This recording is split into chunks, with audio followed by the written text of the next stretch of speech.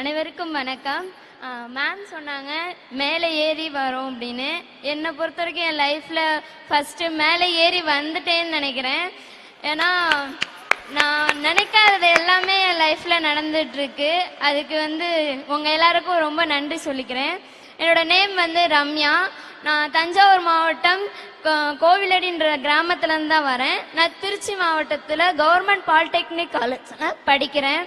என்னோட அப்பா ஒரு கூலி விவசாயி தான். அவங்களால என்ன ஹையர் எஜுகேஷன் படிக்க வைக்க முடியல. அதனால வேணாமா படிக்காத அப்படின்னு சொல்லி விட்டுட்டாங்க. அந்த கேப்ல நான் கொஞ்சம் வேலை பார்த்துக்கிட்டு இருந்தேன். அப்போ சேவிங்ஸ் நிறைய பண்ணி வச்சிருந்தேன், எதுக்காவது யூஸ் ஆகும் அப்படின்றதுக்காக. அப்போ எங்கள் மேம் ஒரு நாள் ஃபோன் அடித்து, ஃபீஸ் தானே கட்டிக்கலாம், ஒன்றும் பிரச்சனை இல்லை, காலேஜ் ஜாயின் பண்ணி விடுங்க அப்படின்னு சொல்லி என்னை படிக்க வைக்க சொன்னாங்க. நான் என்னை காலேஜில் சேர்த்து விட்டு எனக்கு ஃபீஸ் கட்டினாங்க. மற்றபடி என்னோட எல்லா எஜுகேஷனுக்கும் இந்த ஸ்கீம் மூலியமாக தான் நான் ரொம்ப யூஸ்ஃபுல்லாக எனக்கு என்ன தேவையோ அது எல்லாத்தையும் வாங்கிக்கிறேன். அதுக்கு ரொம்ப நன்றி. இன்னொரு தடவை நான் சொல்லணும்னா, இந்த ஸ்கீம் எனக்கு இன்னொரு ஹெல்ப் ஒன்று பண்ணியிருக்கு. லைஃப்ல எல்லாரும் சொல்லுவாங்க அப்பா அம்மாவை எந்த இடத்துலையும் தலைகுனியா விடக்கூடாதுன்னு. நான் நிறைய இடத்துல என் அப்பா அம்மா கஷ்டப்படுறத கண்ணிலேயே பார்த்துட்டேன். எங்க அம்மாவுக்கு காது கேட்காது. அதனால எல்லாரும் சொல்லுவாங்க, காது கேட்காதுல்ல, எதுக்கு உன் பிள்ளையெல்லாம் படிக்க வச்சுட்டு இருக்க, இது இப்படிதான் அப்படிதான் வயசான காலத்துல இப்படிதான் பண்ணும் அப்படின்னு சொல்லுவாங்க. நான் ரொம்ப லேட்டா பிறந்தது என்னோட தப்பு இல்லைல்ல. அதனால இதெல்லாம் எப்படியாவது மாத்தணுமே அப்படின்றதுக்காக இந்த ஸ்கீம் மூலியமா நான் தினம் மாசம் மாசம் வர அந்த காசுல 100 ரூபாய் சேர்த்து வச்சு என் அம்மாவுக்கு நான் போன மாசம் ஒரு மிஷின் வாங்கி கொடுத்தேன். அந்த மிஷின்னால இப்ப எங்க அம்மா கேட்டுட்டு இருக்காங்க. அது எனக்கு ரொம்ப சந்தோஷமா இருக்கு. இந்த ஒரு ஸ்கீம்னால எனக்கு எங்க அம்மாவுக்கு மிஷின் வாங்கி கொடுக்க முடிஞ்சது அப்படின்னு நினைக்கும் போது ரொம்ப பெருமையா இருக்கு. கண்டிப்பா படின்னு சொல்றீங்க, கண்டிப்பா படிக்கிறேன். நான் படிச்சு இதே மாதிரி என் அம்மாவுக்கு கண்டிப்பா காது ஆப்ரேஷன் பண்ணுவேன். எங்க அப்பாவுக்கும் ஹெல்த் யூசஸ் நிறைய இருக்கு, அதுக்கு நிறைய கடன் வாங்கியிருக்காங்க. அது எல்லாத்தையும் இப்போ நான் தான் அடைச்சிட்டு இருக்கேன். அதே மாதிரி படிச்சு என் அப்பா அம்மாவை எந்த ஒரு ஹெல்த்ல ரொம்ப கஷ்டப்பட்டேன். ஒரு பிளட்டுக்காக நான் ஏறாத இடம் இல்லை. ரொம்ப கஷ்டப்பட்டு என் அப்பா அம்மாவை பார்த்துட்டு இருக்கேன். கண்டிப்பா எந்த ஒரு இடத்துலயும் அவங்களை இழந்துடக்கூடாது அப்படின்றதுக்காக எனக்கு ஒரு சின்ன ஆசை. என் அப்பா அம்மாவை மட்டும் இங்க கூப்பிடுறீங்களா? வாங்க. எங்க இருக்காங்க? இருக்காங்களா? இங்கதான் இருக்காங்க. ஆனா எங்க இருக்காங்கன்னு நீங்க எந்திரிச்சு நிக்க முடியுமா? எங்க இருக்கீங்க? எந்திரிச்சு நில்லுங்க. அதோ அங்க இருக்காங்க, பின்னாடி இருக்காங்க. எல்லாரும் சேர்ந்து அவங்களுக்கு ஒரு கைத்தட்டல் கொடுத்துடலாம். ரம்யா, நீங்க சொன்னீங்கல்ல அந்த வைராகியம், அந்த தைரியம் தமிழ்நாடு கல்வி தந்தது, அது கண்டிப்பா உங்களை கைவிட்டுறாது. இப்போ இந்த மேடையில ஜெயிச்சதுக்கு அப்புறம் நீங்க சொல்லிட்டீங்க மேலே ஏறி வரோம்னு சொன்னோம். அது நம்ம சிஎம் சாருக்கு நம்ம அப்புறமா சொல்லி காட்டுவோம் அது என்னன்ட்டு. பட் இப்ப நீங்க மேலே ஏறி வந்துட்டீங்க. இந்த மேடையில இருந்து உங்க அப்பா அம்மாக்கு என்ன சொல்ல விருப்பப்படுறீங்க? அப்பா அம்மா கவலைப்படாதீங்க, உங்களை எந்த இடத்துலயும் விட்டுற மாட்டேன். உங்களை தப்பா பேசினவங்க நான் பாத்துக்கிறேன், ஓகேவா? எந்த இடத்துலயும் கவலைப்படாதீங்க, உங்களை எந்த இடத்துலயும் விட மாட்டேன். இன்னும் படிச்சு உங்களை நான் நல்லா காப்பாத்துறேன். எல்லாருக்கும் ஒண்ணு சொல்றேன். ரொம்ப ஒரு மனசுல ஒரு விஷயம் தோணுது. நான் பார்த்தது, எங்க அம்மாவை நிறைய பேர் ஹெல்ப் பண்ணி நான் பார்த்திருக்கேன். அந்த இடத்துல நான் சொல்றேன், எங்க அம்மாவை நீங்க ஹெல்ப் பண்ணனாலதான் என்னமோ தெரியல எங்க அம்மாக்கு மிஷின் வாங்கி கொடுக்கணும்னு எனக்கு தோணுச்சு. கண்டிப்பா நீங்க இன்னும் என்னை பத்தி பேசதான் எங்க அம்மாக்கு இன்னும் நான் ஆபரேஷன் பண்ணணும் அப்படின்னு நினைப்பேன். எங்க அப்பாவுக்கு மேல இருக்க கடன் எல்லாம் நான் அடைச்சு அவங்கள ரொம்ப சந்தோஷமாவும் நான் ரொம்ப படிச்சு அவங்கள நல்லபடியா காப்பாத்துவேன்னு சொல்றேன். ரொம்ப நன்றி. Thank you sir, thank you so much. என்னோட லைஃப்ல ஒரு திருப்பத்தை ஏற்படுத்தினதுக்கு ரொம்ப நன்றி சார். தேங்க்யூமா, தேங்க்யூ சோ மச். தேங்க்யூ. இன்னைக்கு ஒவ்வொரு பிள்ளைகளும் பள்ளி கல்வியில நான் அது பண்ணோம், நாங்க இப்படி படிச்சோம், இப்படி படிச்சோம், இப்படி எல்லாம் சொல்லும் போது உங்களுக்கு என்ன தோணுச்சு? அதுக்கு முன்னாடி ஏன் உங்களுக்கு அழுக வந்துச்சு? அனைவருக்கும் வணக்கம். மாண்பு தமிழ்நாட்டு முதலமைச்சர், துணை முதலமைச்சர், we welcome our honorable chief minister of Telangana to the land of social justice and வருகைத்தனுடைய சக அமைச்சர் பெருமக்கள், ஆளுமைகள், பத்திரிகைத்துறை, ஊடகத்துறை சார்ந்த நண்பர்கள், என்னுடைய அன்பு மாணவ செல்வங்கள் எல்லாத்துக்குமே வணக்கம். ஒரு அரசாங்கம் திட்டம் கொண்டு வரும்போது அந்த திட்டம் அந்த ஒரு குடும்பத்தை எப்படி மாற்றுது, ஒரு தலைமுறை மட்டும் இல்லை 7 தலைமுறைக்கும் அது எப்படி பாதுகாப்பாக இருக்க போகுதுங்கிறத முடிவு செய்கிறவர் எங்களுடைய மாண்பு தமிழ்நாட்டுடைய முதலமைச்சர். அந்த பயனாளிகளை பார்க்கும்போது எங்களை அறியாமல், ஏன்னா அது எங்கள் பிள்ளைங்களாம் அப்படி சாதிக்கிறாங்களே அப்படின்னு பார்க்கும்போது எங்கள் அவ்வளோ ஒரு மகிழ்ச்சியாக இருந்தது. மேபி அது ஆனந்த கண்ணீராக கூட இருக்கலாம் அது. தேங்க்யூ. இதுக்கு பேரு பார்ட்டிசிபேட்டரி டெமோக்ரஸி. இதுதான் நம்மளுடைய தமிழ்நாடு டிராவிடியன் மாடல்.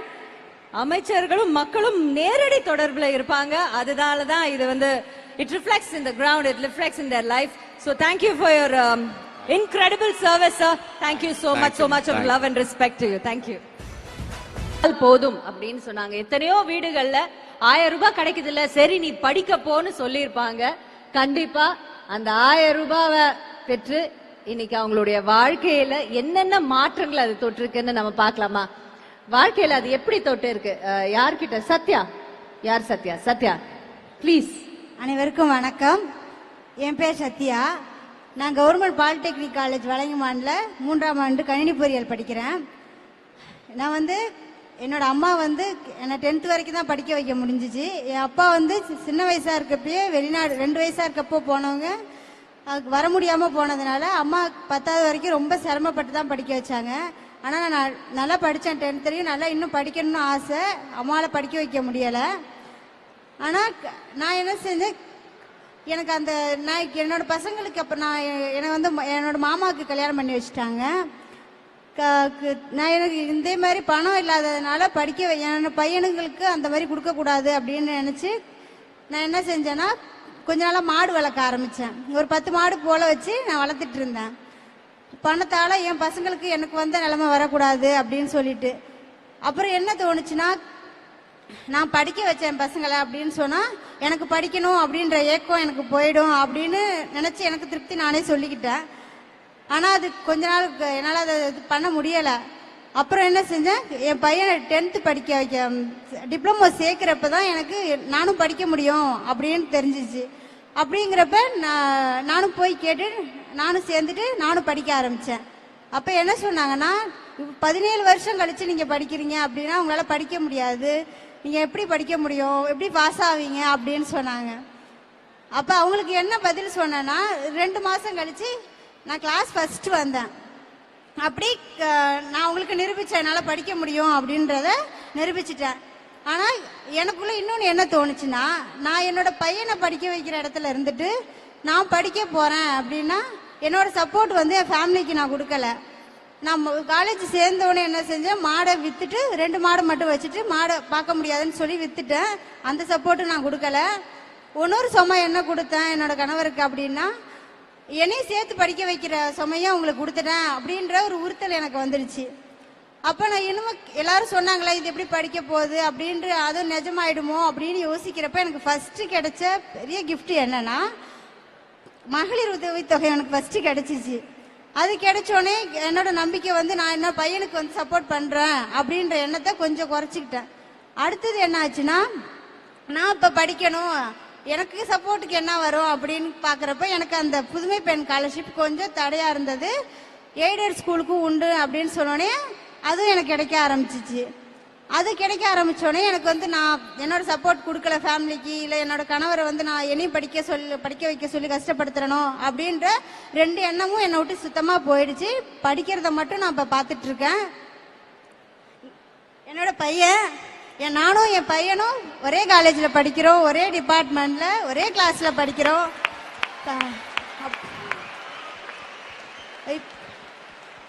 படிக்கிறதுக்கு வந்து வயது தடை இல்லை அப்படின்றத நான் காமிச்சிட்டேன்.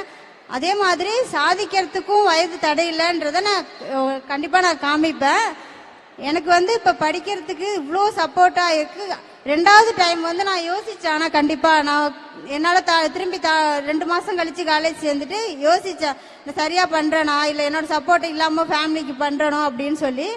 அந்த சப்போர்ட்டுக்கு அந்த எண்ணத்தை என்னிலேருந்து எடுத்தது முதலமைச்சர் ஐயா அவர்கள் தந்த உதவித்தொகை, மகளிர் உதவித்தொகையும் புதுமை பெண் திட்டம் தான். நன்றி ஐயா. அந்த மாதிரி எனக்கு திரும்ப படிக்க எனக்கு வாய்ப்பு கொடுத்த என்னோட மாமாவுக்கும் நன்றி சொல்லிக்கிறேன். என்னோட கல்லூரி முதல்வர் அவர்களுக்கும் அனைத்து ஆசிரியர்களுக்கும் நன்றி சொல்லிக்கிறேன். ஏன்னா இவ்வளோ நாள் கழித்து வந்து படிக்கிறதும் அதுவும் பெஸ்ட்டாக 2nd இடத்துல நான் இப்போதைக்கு இருக்கேன். 2வதா அது என்னால் கொடுக்க முடியுதுன்னா, மாதா பிதா குருன்னு சொல்லுவாங்க இல்லையா, அந்த குரு இடத்துல இருக்கவங்க வந்து எனக்கு எவ்வளோ சப்போர்ட் பண்ணுறாங்கன்னா, மாதா பிதா அவங்களுக்குள்ள சப்போர்ட்டை கொடுத்து என்னை படிக்க வைக்கிறாங்க, அனுப்பியும் வச்சிருக்காங்க. அவங்க சப்போர்ட் இல்லைனாலும் என்னால் வர முடியாது. திரும்பி என்னோட கனவை வந்து உயிர்ப்பித்த முதல்வர் ஐயா அவர்களுக்கு நன்றியை சொல்லிக்கிறேன். நிறைய பேர் வந்து இப்போ இந்த திட்டம் வந்தோடனே படிக்க அவங்க எந்த இதுவும் பயப்படாமல் வந்து தொடர முடியுது. இதனால நன்றி ஐயா. நன்றி நன்றி, ரொம்ப ரொம்ப சிறப்பா சொன்னீங்க. 17 வருடம் கழிச்சு உங்க பையனோடய போய் படிக்கிறீங்கன்னு. ஆக்சுவலி உங்க ஸ்கூல்ல இருந்து